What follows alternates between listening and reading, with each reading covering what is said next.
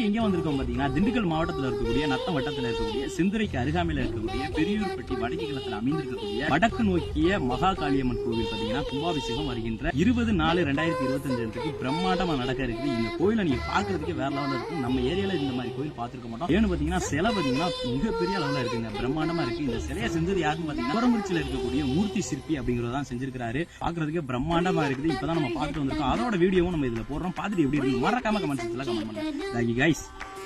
கோயில் தான் நம் இல்லந்தான் பிருந்தாவனம் பூத்தாள் என் செவ்வல்லி நடந்த நாளெல்லாம் மோகாஸ்திரம்